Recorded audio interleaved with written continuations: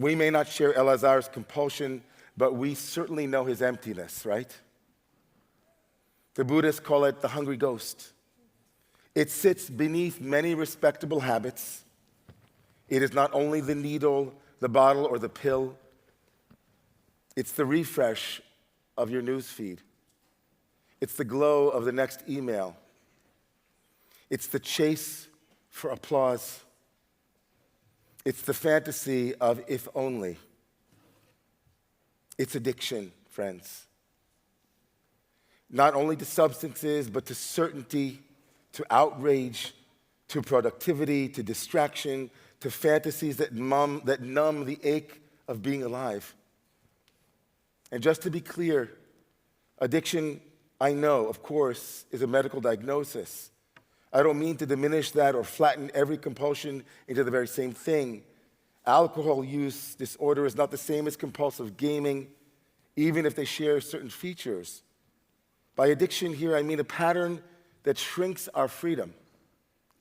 Loss of control and a felt compulsion to continue, a craving and short-term relief with long-term costs.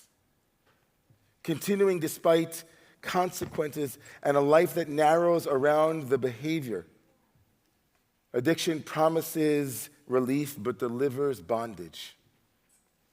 And yes, even productivity can function this way. Compulsive busyness that steals presence from the people we love and from God. Emotion that masquerades as meaning. But let me also say this with tenderness this morning. Our addictions are not born in a vacuum. They're often the scar tissue of wounds that we could not bear. The strategies that we learned to survive unbearable loneliness, fear, grief, or shame. We scroll because silence feels empty. We grasp for certainty because uncertainty feels like drowning to us. We chase productivity because stillness makes us confront the ache of our own worth. We don't numb ourselves because we're bad, but because we're hurting. Addiction, says the psychoanalytic tradition, is an attempt to master helplessness. Addiction is an attempt to master helplessness. It gives us an illusion of control when we feel none. The spiritual writer Gerald May called addiction the most powerful psychic enemy of our desire for God. Because, he writes, it teaches us to trust substitutes, what the prophets of old called idols, to fill a God-shaped hole.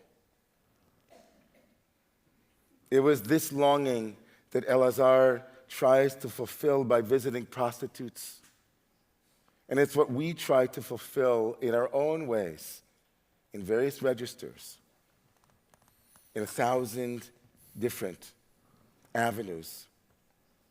When the illusion of being fulfilled by our chosen anesthetic cracks, we may feel drowned in powerlessness. Why can't I stop? Why can't I change? That question itself is the key moment in the Elazar story and for us. The helplessness and the entanglement is what Rosh Hashanah dares us to face. In this season, together we answer Elazar's existential question, is tshuva, is turning possible? Can I change? Can we collectively change? In the face of the power of our compulsions and the forces of our world, are we really free? And the Torah's great compassion for us, the Torah's great compassion for us is to tell us, yes, you are more than your wound. You are not condemned to your coping. No heavenly decree makes a person righteous or wicked.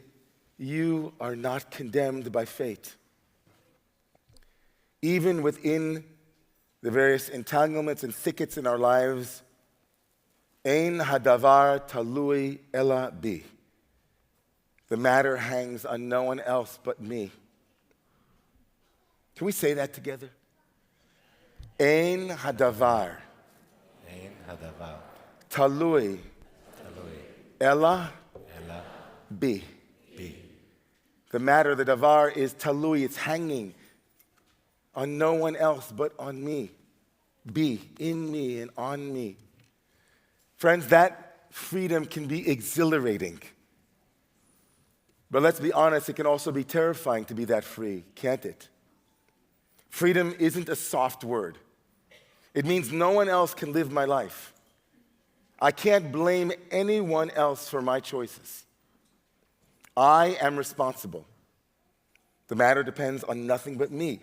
In the face of that terror, we, just like Elazar, we often move from a recognition that we are stuck to seeking answers outside of ourselves. When Elazar begs the mountains and the constellations to save him, it's a mirror, right? We too go looking for a way out. We look outward to specialists, to influencers, to ideologues, to pundits, hoping someone can relieve us of the dizzying anxiety of being free. Come on, sing with me, everybody. I went to the doctor, I went to the mountains, looked to the children, I drank from the fountains, right? The more that I see, closer I am to find.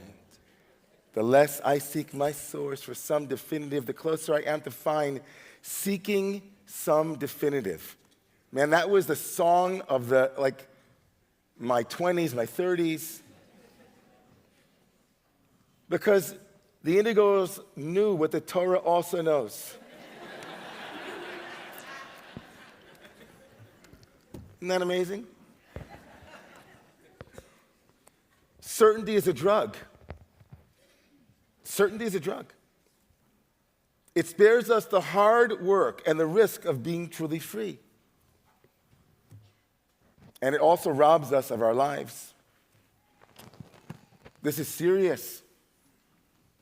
The psychoanalyst Erich Fromm in 1941 wrote a book called Escape from Freedom. His claim was not about other people, it was about us. When freedom becomes unbearable, when our solitude and responsibility feel like a storm, we seek relief through authoritarianism, submitting to a leader who promises to carry the burden for us, through conformity, becoming what the crowd requires. We give up our freedom for the addiction to certainty. On parts of the right today, authoritarian movements offer a narcotic of simplicity. I, the great leader, alone can fix it. Blame the outsider, silence the critic, no room for conversation, and no space for certain, and trust me and only me. And on parts of the left, ideological absolutism offers the very same relief. Divide the world neatly into the pure and the impure, oppressed and oppressor. No nuance, no room for conversation, and no space for certain stories. And both of these are escapes from freedom. Both relieve anxiety at the price of responsibility, and both promise a clarity that spares us the trembling work of conscience. None of this is new to the Torah. In the book of Samuel, the people demand a king. Give us a king to judge us, they say, someone to carry the weight, to fight our battles. And God tells Samuel, they have not rejected you, they've rejected me. Wanting a king is wanting to be rid of the terror of freedom. Give me liberty or give me death. We are not only individuals with cravings, we are a society of addicts. We are a society of addicts. We are hooked on distraction. We're hooked on outrage. We're hooked on productivity as a socially approved altered state. We're hooked on tribe because belonging spares us the solitude of thinking for ourselves. We're hooked on algorithms that feed us only what we already believe. Democracy is terrifying. Democracy is terrifying. Precisely because it insists we live with those we do not understand, to compromise with those we distrust and accept outcomes we didn't choose. To make the tshuva that Elazar sought, the capacity for change that we all seek, we need to learn to embrace our radical freedom. Some of us in this room are bristling at this whole start with me teaching. Some of you are saying, I always blame myself first. Why should I start with me? It's them. They did it. When will they apologize? I won't go first. Maybe you're thinking, I'm not the problem. They are. But if you're anything like me, you know what it is to both blame yourself for things that aren't your fault and dodge responsibility for the things that are. They aren't mutually exclusive. I manage to do both before breakfast each day, which is why our tradition is so wise. Notice that we don't have a high holiday season dedicated to blaming everyone else for messing up the world. And we also don't have a high holiday season dedicated to self-loathing. Instead, we have a season of tshuva, of turning, the courage to name what is ours and the humility to know what isn't. I'll tell you something a little bit personal now. We've known each other for a while. In my early 20s, I found myself in the basements and social halls of 12-step programs here in New York. It wasn't because I was in recovery from any substance or what we usually would call addictions, but because I had just gone on a 5-year journey into the heart of a religious transformation. I was recovering from that, and I was on a healing journey. And I had a dear friend who was in recovery. And so he invited me to come to one of his meetings. And it was amazing. It was like Yom Kippur. The raw realness in the room. No BS, no small talk, no pretending everything is perfect. Just a radical vulnerability, a radical truth-telling. People naming their truth out loud, the shame and the craving and the relapses and the hope and the sticking in with it and staying with it.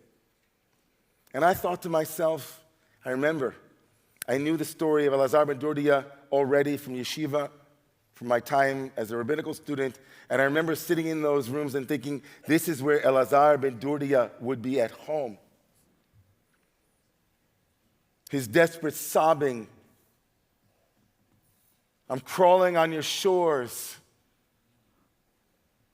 His collapse, his realization that no mountain or star was going to save him, that's what recovery culture insists upon.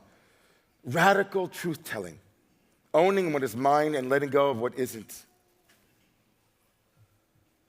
Judaism is not naive about the forces that shape our lives, nor about the help that we need. But the tradition is emphatic and clear about the path.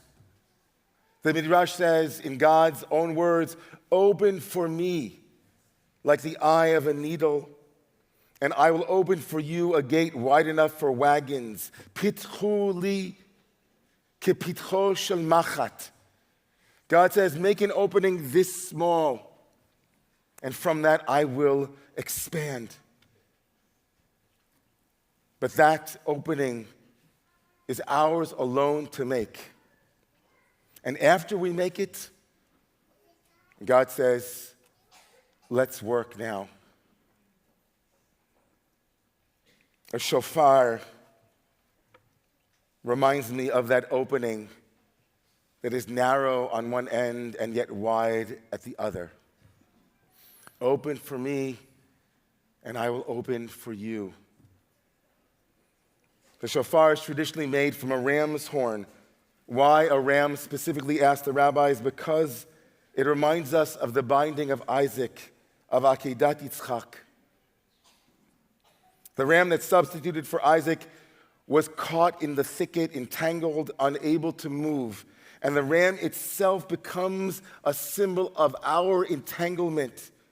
Every blast recalls not only a substitute for Isaac, but an extrication, a life loosed from its knots.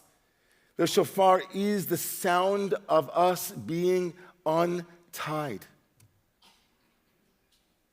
Freedom is not pretending that we are not bound. Freedom is facing that binding, the addiction, the certainty, the fear, the ideology, and still finding release. Confession clears space for responsibility. Once we've named our own entanglements out loud and can face those entanglements, we share how our private evasions become public systems. Democracy depends on this honesty, and so does community, and so does the human soul. So what if today we practice telling the truth the way they do in recovery rooms? Not to shame ourselves, but to admit how our wounds have shaped our habits. Hello, my name is David, and I'm addicted to distraction, to checking my phone, to the little bursts of certainty that make me feel in control. Hello, my name is human being, and I'm addicted to being right, to proving my point, to hearing only those things that confirm what I already believe. Hello, my name is social media user, and I'm addicted to affirmation, to the likes and the comments and the dopamine drip that tells me I exist. Hello, my name is the crowd, and I'm addicted to simple stories of good and evil where one side is always right and the other always wrong. Hello, my name is the United States of America.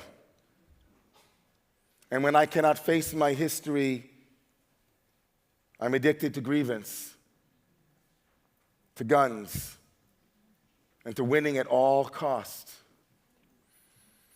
Hello, my name is the world. And when I feel powerless in the face of complexity, I'm addicted to finding someone to blame. And too often, that means hating the Jews.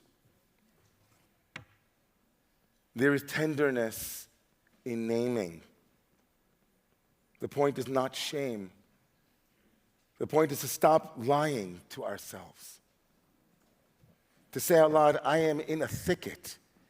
I'm entangled. I need help.